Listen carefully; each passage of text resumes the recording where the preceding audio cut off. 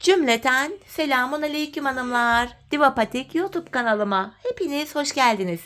Bugün birlikte iki renkli çok güzel, çok kolay bir 5 diş patik yapacağız. Ben patiğimde vişne rengi ve krem olmak üzere 2 tane normal patiklik ip kullandım. Şişlerim 3 numara. Modelimiz de şöyle. Çok güzel, çok şık, çok hoş bir model oldu. Yapılışı da oldukça kolay.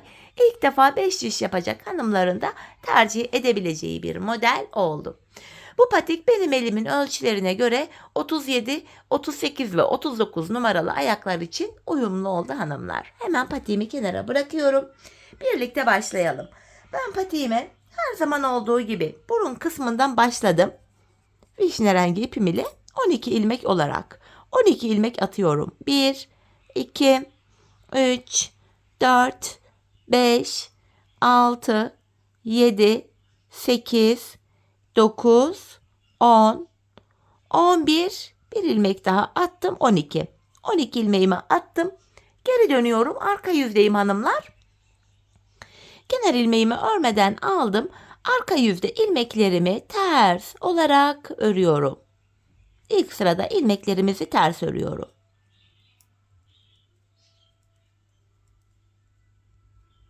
Geri döndüm. Ön yüzdeyiz. Artık düz örgü uygulaması yapacağız. 5 de geçeceğiz.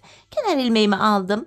Şu ikinci ilmeğim 3, 4, 5, 6.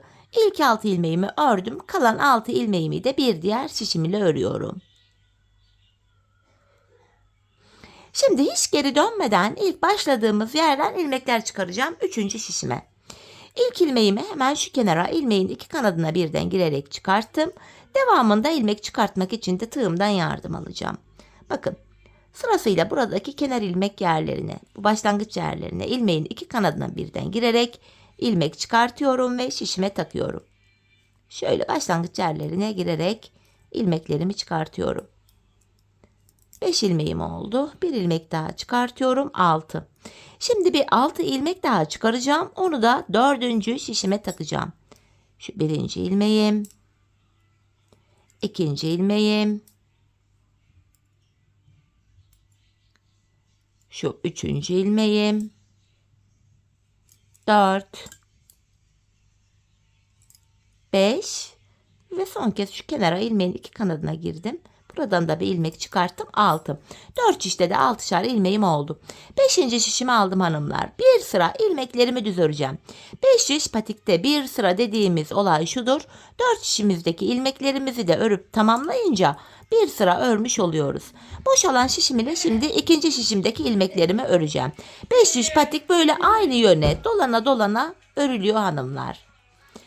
3. şişime geldim. Yine buradaki 6 ilmeğimi de düz olarak örüyorum. 4. şişime geldim. Buradaki 6 ilmeğimi de öreceğim. Böylece bir sıra ilmeklerimizi düz olarak örmüş olduk. Şimdi tekrar ilk şişimdeyim. 1. şişime geldim. Artırma işlemine başlayacağız. Şöyle patik burnuna baktığımızda artırma işlemini sağ ve sol kenardan yapıyoruz. Ortalardan artırma yapmıyoruz. Şimdi ilk şişimdeyim. Kenarımız hemen başta. İlk 2 ilmeğimi örüyorum. Ardından ikinci ilmeğimin altındaki hemen şuradaki ilmeğin kenarına girdim. Buradan aldığım ilmeğimi de düz ördüm. Kalan 4 ilmeğim düz örülüyor. 1. şişimde 7 ilmeğim oldu. 2. şişime geldim. Kenar sol tarafta. Son 2 ilmeğim kalana kadar örüyorum. Sondan 2. ilmeğimin altındaki şu ilmeğin kenarına girdim ve buradan aldığım ilmeğimi de düz ördüm. Kalan 2 ilmeğimi de düz örüyorum. Burada da 7 ilmek oldu. 3. şişime geldim. Kenarımız hemen başta. 2 ilmek örüyorum.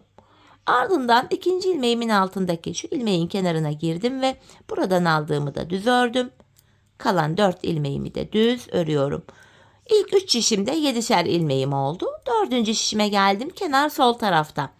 Son 2 ilmek kalana kadar örüyorum. Sondan 2. ilmeğimin altındaki hemen şu ilmeğin kenarına girerek buradan aldığımı da düz ördüm. Kalan 2 ilmeğim düz örülüyor. 4 şişimde de 7'şer ilmeğim oldu. Bir sıra artırma yaptık. Şimdi bir sıra artırma yapmayacağım. 4 şişimdeki 7 ilmeği de düz öreceğim. 5 şiş patik burnunda bir sıra artırma yaparken bir diğer sırada artırma yapmıyoruz. Sebebi şu: her sıra artırma yaparsak şayet patik burnumuz bir anda açılma yapar ve hoş bir görüntü olmaz. İkinci şişimdeki 7 ilmeğimi de ördüm. Üçüncü şişime geldim. 3 ve 4. şişimdeki ilmeklerimi de düz öreceğim. Bu düz ilmekleri örerken artırma işlemini sizlere kısaca tekrar etmek istiyorum. Artırma işlemini 1. ve 3. şişimizde ilk 2 ilmeği ördükten sonra yapıyoruz. 2. ve 4. şişimizde de son 2 ilmek kalana kadar örüp öyle artırıyoruz. Bir sıra ilmeklerimi düz ördüm hanımlar. Şimdi tekrar artırma zamanı. İlk şişimdeyim. Kenarımız başta. 2 ilmek örüyorum. İkinci ilmeğimin altındaki şu ilmeğin kenarına girerek buradan aldığım ilmeğimi de düz ördüm. Kalan 5 ilmeğim düz örülüyor. Birinci şişimde 8 ilmeğim oldu. İkinci şişime geldim. Kenarımız sol tarafta. Son 2 ilmeğim kalana kadar öreceğim. Sondan ikinci ilmeğimin altındaki şu ilmeğin kenarına giriyorum ve buradan aldığım ilmeğimi düz ördüm. Kalan 2 ilmeğim düz örülüyor. Üçüncü şişime geldim. Kenar başta. 2 ilmek örüyorum. İkinci ilmeğimin altında şu ilmeğin kenarına girdim ve buradan aldığımı düz ördüm. Kalan 5 ilmeğim düz örülüyor. İlk 3 şişimde 8'er ilmeğim oldu. Dördüncü ve sonuncu şişime geldim. Kenar solda. Son 2 ilmek kalana kadar örüyorum. Sondan ikinci ilmeğimin altındaki şu ilmeğin kenarına giriyorum ve buradan aldığımı da düz ördüm. Son 2 ilmeğim düz örülüyor. Böylece 4 şişimizde de 8'er ilmeğimiz oldu. Bir sıra artırma yaptık. Şimdi bir sıra 4 şişimdeki 8 ilmeğimi de düz öreceğim. Sonraki sıra tekrar artırma yapacağım. Düz öreceğim, artıracağım derken patik burnu bu şekilde tamamlanacak. Hanımlar, ben bu patiğimde her bir şişimde 14'er ilmeğim olana kadar artırmalarımı yaptım. Ardından modelime başladım. Şimdi hep birlikte artırmaları tamamlayalım, gelelim. Sonra birlikte modelimize başlayalım. Evet hanımlar, her bir şişimde 14'er ilmeğim olana kadar artırmalarımı yaptım, geldim. Artırmadan sonra bir sıra düz örmedim. Hemen modele başlayacağım. Modelimiz toplam 8 sıradan oluşuyor. 5 sıradan oluşan modelimiz şu ilk modelimiz. Diğer aralardaki minik modelimiz de 3 sıradan oluşuyor. Toplam 8 sıra. Şimdi modelimizde 1. sıradayız hanımlar. Krem ipimi ekleyeceğim. İlk şişimdeyim. 2 ilmek krem örerek başlıyorum. 2 tane krem. Şu bir, şu da ikinci kremim. Hemen krem ipimin ucunu vişne rengi ipime düğümlüyorum patiğim sökülmesin diye. Şimdi 2 krem ördük. Bir vişne, 2 ilmek daha krem öreceğim. İlk modelimizi yaptık. Model aralarında 3 ilmek vişnem var. 3 tane vişne ipimle örüyorum. 1, 2, 3. Bir diğer modelimi yapacağım yine. 2 krem, 1 vişne, 2 krem. Araya yine 3 ilmek vişne öreceğim. 1, 2, 3. Bir diğer modelimi yapıyorum. 2 krem, 1 vişne, 2 krem. Yine araya 3 tane vişne öreceğim. 1, 2, 3. Diğer modelime geldim. 2 krem, 1 vişne, 2 krem. Üçüncü şişimden devam ediyorum. İkinci kremimi buraya ördüm. Arada 3 ilmek vişne rengi var. 1, 2, 3. Diğer modelime geldim. 2 krem, 1 vişne, 2 krem. Yine araya 3 ilmek vişne rengi örüyorum. Bir diğer modeli yapacağım. 2 krem, 4. şişime geldim. 1 vişne, 2 krem. Yine model arasına 3 ilmek vişne rengi örüyorum. Diğer modele geldim. 2 krem, 1 vişne, 2 krem. Kalan 3 ilmeğimi de vişne rengi ipim ile örüyorum. 4 şişimizde de modelimizi kurduk. Modelin 1. sırasını tamamladık hanımlar. Tekrar ilk şişimdeyim. Modelde 2. sıramız. İlk sırada yaptığımız işlemin aynısını yapacağız. İlmekleri gördüğümüz gibi örüyoruz. 2 krem, 1 vişne, 2 krem. Yine model arasına 3 tane vişne rengi örüyorum.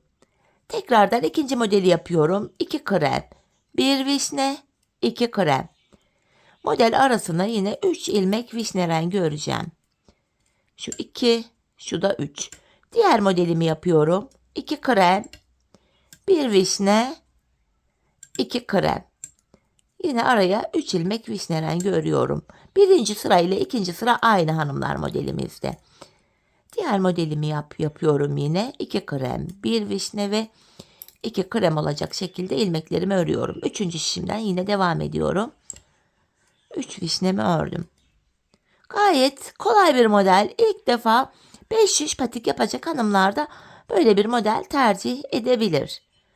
Tekrar araya 3 tane vişne ördüm. Diğer modelimi yapıyorum. 2 krem, 1 vişne, 2 krem. Araya yine 3 tane vişne rengi örüyorum. 2 krem, 1 vişne, 2 krem. Arada yine 3 tane vişnem var. Modelimizde hanımlar ikinci sıramızı da tamamladık.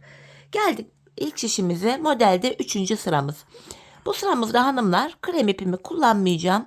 İlmeklerimizin tamamını vişne rengi ipimiz ile öreceğiz. Modelde 3. sıramız. Krem ipimiz bekliyor. Bu şekilde hepsini vişne ile örüyoruz. İlk şişimizi ördük hanımlar. Şimdi diğer 3 şişimizi de örelim. Tekrar ilk şişte buluşalım. Evet, diğer 3 şişimi de ördüm geldim vişne rengi ipimi de tekrar ilk şişimdeyim. Modelde 4. sıramız. Tekrar krem ipimi alıyorum hanımlar. 4. sıramızda. Yeniden modeli yapıyoruz. 2 krem, 1 vişne, 2 krem. Yine bakın birinci ve ikinci sırada yaptığımız işlemin aynısını yapıyoruz.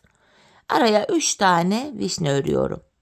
Tekrardan 2 krem, 1 vişne, 2 krem. Bakın şeklimiz şöyle.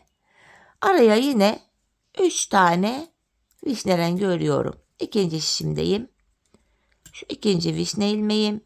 Şu da 3. Yeniden modelimi yapıyorum. 2 krem, 1 vişne, 2 krem. Araya yine 3 tane vişne örüyorum. Diğer modelimi yapıyorum. 2 krem, 1 vişne, 2 krem. Üçüncü şişimden devam ediyorum. İkinci kremimi buraya ördüm. Arada yine 3 ilmek vişne rengim var. Tekrar 2 krem, 1 vişne rengi, 2 krem. Arada yine 3 ilmek vişne rengimiz var. Diğer modeli yapıyorum. 2 krem, 4. şişime geldim. 1 vişne, 2 krem. Arada yine hanımlar 3 tane vişne rengim var. Son modelimi yapacağım. 2 krem, 1 vişne, 2 krem. Ve kalan 3 ilmeğimi vişne rengi ipim ile örüyorum. 4. sıramızı da modelde tamamlamış olduk. Geldik 5. sıramıza. Bu sıramızda yine bir önceki sırada yaptığımız işlemin aynısını yapacağız. İlmekleri gördüğümüz renklerle öreceğiz. Yine 2 krem, 1 vişne, 2 krem. Aralarda hanımlar yine 3 tane vişne rengim var. Devam ediyorum. İkinci modeli yapıyorum. 2 krem, 1 vişne, 2 krem. Araya yine 3 tane vişne rengi örüyoruz. İkinci şişimden devam edeceğim. Şu ikinci, şu da 3. vişne ilmeğim. Ardından tekrar 2 krem, 1 vişne, 2 krem. İlmekleri gördüğümüz renklerle örüyoruz. Bu ilk büyük modelin sonuncu sırası, 5. sırası. 4. şişimden yine devam edeceğim. İlmekleri gördüğüm renklerle örüyorum. Yine 2 krem, 1 ilmek vişne rengi, 2 krem, araya yine 3 ilmek vişne rengi. Diğer modeli yapacağım şimdi de. Ve 4. şişimden devam edeceğim. İlk ilmeğim vişne. Yanında 2 kremim var. Aradaki 3 ilmek vişne rengini yine vişne ipim ile örüyorum.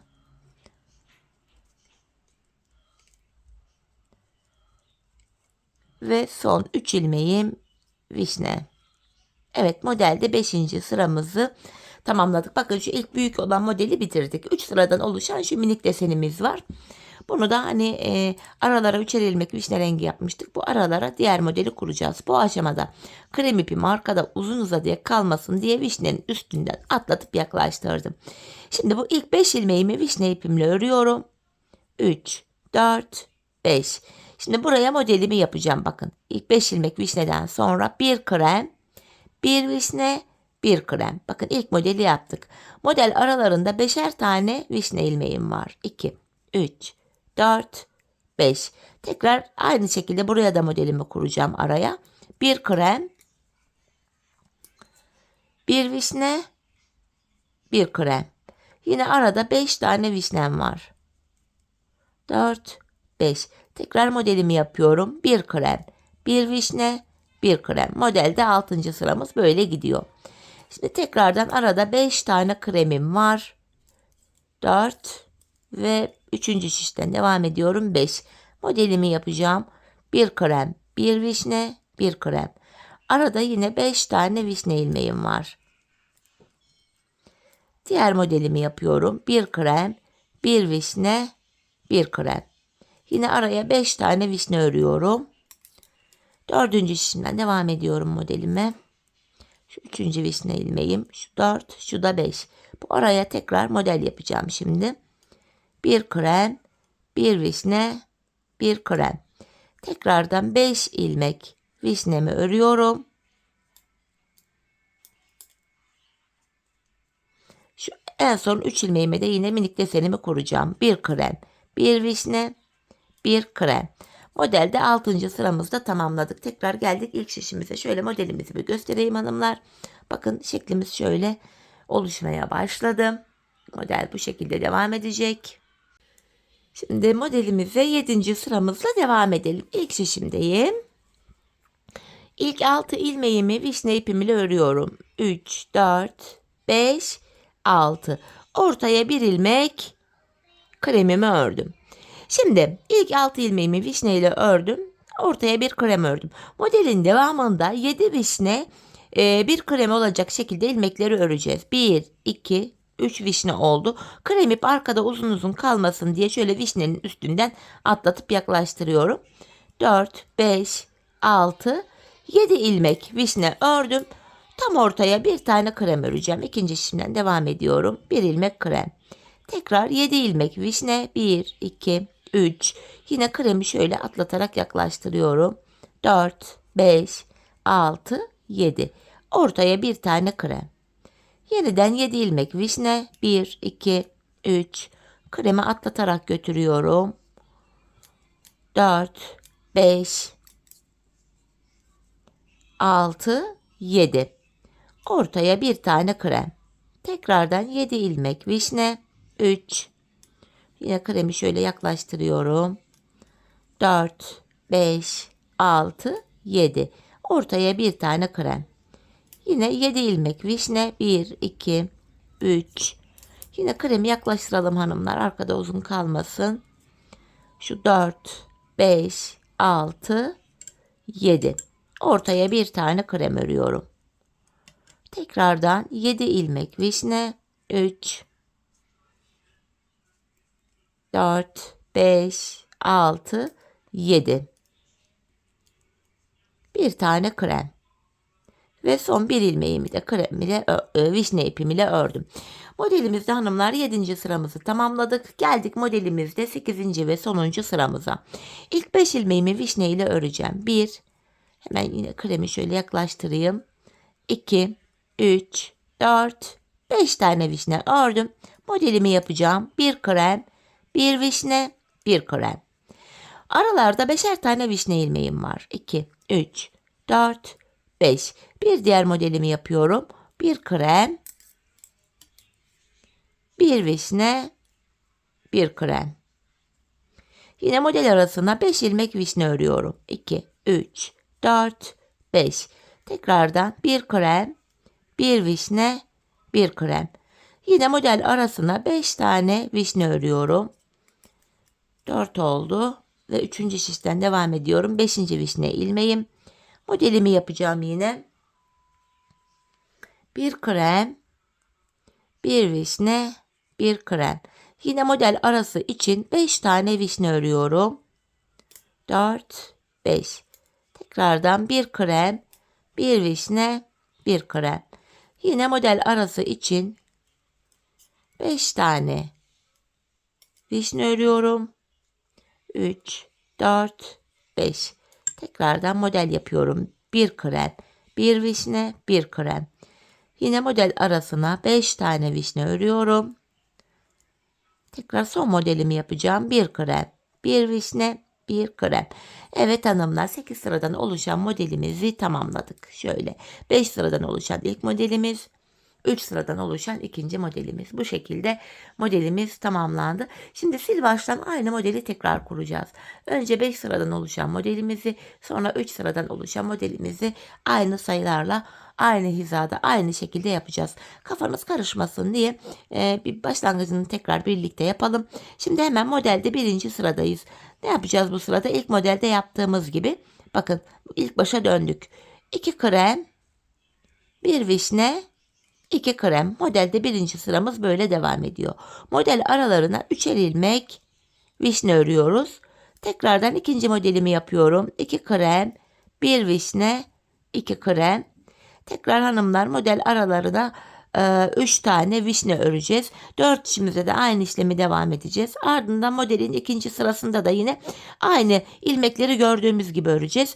3. sırada ilk modelde olduğu gibi ilmeklerin tamamını gördüğümüz renklerle öreceğiz. Modelin 4. ve 5. sırasında da yine ilk 1. sırada yaptığımız işlemin, yani şu anda yaptığımız işlemin aynısını yapacağız. Ardından şu minik modele geçeceğiz. Bu minik deseni yaparken de yine şu aralardaki 3'er tane şeyimiz var. Bakın hanımlar, vişne ipimiz, ilmeğimiz var. Bu ilmekleri de şu minik deseni kuracağız. Yine ilk 5 ilmeği vişne ile ördükten sonra minik desenlere başlayacağız. Böyle model devam edecek. Yani birbirinin aynı devam ediyor. Herhangi bir karışıklık falan yok. 8 sıradan oluşan modeli tekrar edeceğiz. Ben bu modelimde ne kadar yaptım hemen söylüyorum. Bakın şu 5 sıradan oluşan modelimden 4 tane yaptım. 1, 2, 3, 4. Şu 3 sıradan oluşan aralardaki minik desenimden de ortalara 3 tane yaptım. 1, 2, 3. Yani en son 8 sıradan oluşan modelimin ilk 5 sırasını yaptım. Son 3 sırasını yapmadım. Modeli burada böyle bıraktım. Şekilde böyle oldu. Şimdi hanımlar, hep birlikte patiğimizin bu bölümünü yapalım. Eğer ki ben modele bakarak yapamıyorum diyenler varsa da videoyu geri alarak ilk modelin sıralamalarını takip ederek diğer modelleri de rahatlıkla yapabilirsiniz. İlk sırada modeli ilmek ilmek tek tek hem ördüm, hem ördüğüm ilmekleri tek tek söyledim, belirttim. O sıralamaları takip ederek diğer üst bölümü de kolaylıkla yapabilirsiniz. Şimdi patiğimizin bu üst bölümünü tamamlayalım. Ardından buluşalım hanımlar. Evet hanımlar, bu şekilde modelimi tamamladım ve geldim. Gördüğünüz gibi model bitti. Şimdi ilmeklerimin hepsini ana renk ipim ile öreceğim. Yani vişne renk ipim ile öreceğim. Artık krem ipimizi de kullanmayacağım hanımlar. Patiğimin devamında ana renk ipim ile devam edeceğim. Bu nedenle krem ipimizle kesip ucunu düğümleyebiliriz.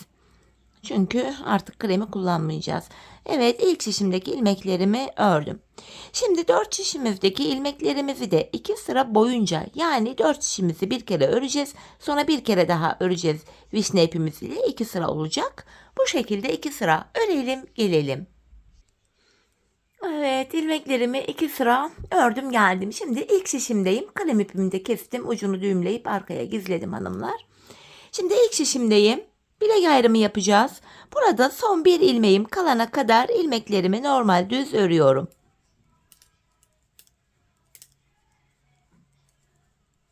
Bakın burada son bir ilmeğim kaldı. İlk şişimdeki sonuncu ilmeğim ile ikinci şişimdeki ilk ilmeğimi aldım. Bu iki ilmeği bilek ayrımında şöyle birbiriyle yer değiştiriyorum. Yer değiştirdiğim ilk ilmeğimi ilk şişimle ördüm. Bilek ayrımında, yani burada ilmekleri yer değiştirerek örüyorum. Sebebi şu: bilek ayrımı yaptığımız bu orta kısım daha sıkı ve sağlam oluyor. Ortada bir ayrı görüntü oluşmuyor. Şimdi patiğimizin arka bölümüne geldik hanımlar. Yani şu bölümlere. Patiğimin bu kenar bölümlerine, boğaz kısmına ben 8'er ilmek haroşa ördüm. Ben örgümüzün hem arka yüzünde düz örgü örerek haroşalarımı elde ediyorum. İkinci şişimdeki ilk 8 ilmeğim haroşalarımı düz örüyorum. Devamındaki ilmeklerimi de hanımlar yine ön yüzdeyim, düz örmeye devam edeceğim. Artık patiğimizin arka bölümüne geçtik. Bu arka bölümde ön yüzde düz, arka yüzde de ters örgü uygulaması yapacağız. Bilek ayrımı yaptığımız yere kadar öreceğiz, ardından geri döneceğiz. Geri döndüğümüzde arka yüzde olacağımız için ilmeklerimizi ters olarak öreceğiz. Bilek kenarlarındaki 8'er ilmek haroşamızı da haroşa olarak örmemiz gerekiyor. İlmeklerimi yine düz örmeye devam ediyorum.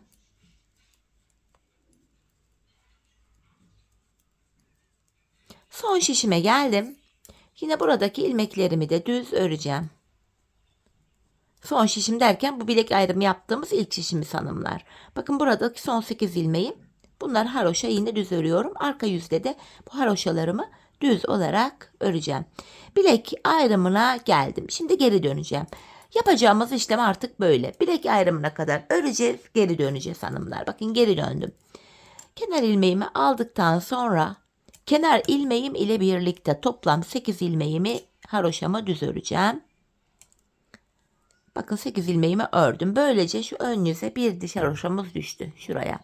Arka yüzde olduğum için diğer ilmeklerimi de ters olarak örüyorum.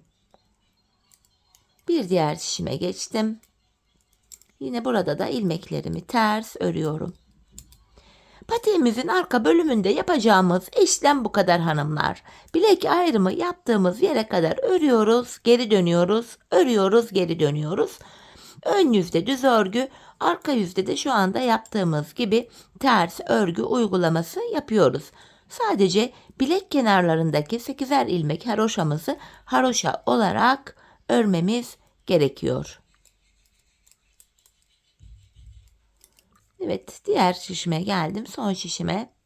Burada da ilmekleri ters örüyorum. Sadece son 8 haroşa ilmeğimi düz öreceğim. Bakın haroşalarıma geldim. Bunları düz örüyorum. Tekrar bilek ayrımına geldik. Yine geri döneceğiz hanımlar. Olay bu. Şimdi tekrar ön yüzdeyim. Yine kenar ilmeğimle birlikte toplam 8 adet ilmeğim haroşa. Bunları düz örüyorum. Diğer ilmeklerimi de yine şu anda ön yüzdeyiz. Düz olarak öreceğiz. Bu şekilde bilek ayrımı yaptığımız yere kadar öreceğiz. Yani şöyle öreceğiz. Buraya kadar geleceğiz. Sonra tekrar geri döneceğiz. Arka yüzde ilmekleri ters öreceğiz. Sadece kenardaki 8'er ilmek haroşamız haroşa olacak. Şimdi şöyle baktığımızda kenar bölümlerinde şurada birer diş haroşamız oluştu bile. Ben bu patiğimin şu arka bölümüne toplamda 15 diş, yani 15 sıra haroşa ördüm. Benim elimin ölçüsüne göre bu tam oldu.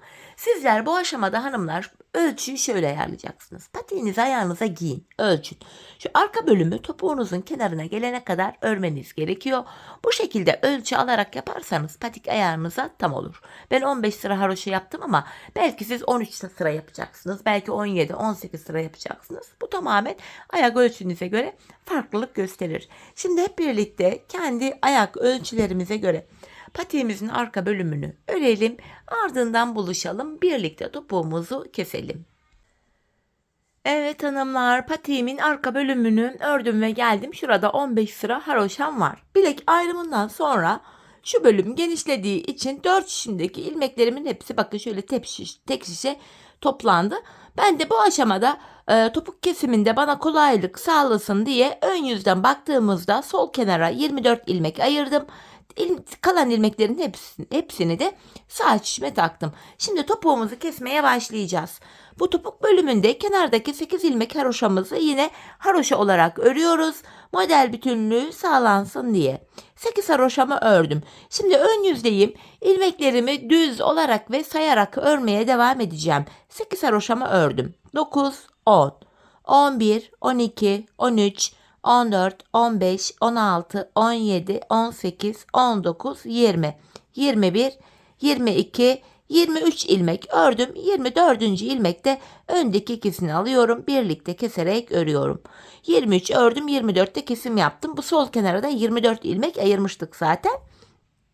Topuğumuz için araya baktığımda 7 ilmek kaldı. Bu 7 ilmek her seferinde birer birer kesilecek, eksilecek, bitecek ve böylece topuğumuz oluşacak. Şimdi kesimden sonra geri döneceğiz. Arka yüzdeyiz. İlk ilmeğimi örmeden aldım. Arka yüzde olduğum için buradaki ilmeklerimi ters olarak örüyorum. Sadece son 8 haroşa ilmeğimi düz öreceğim.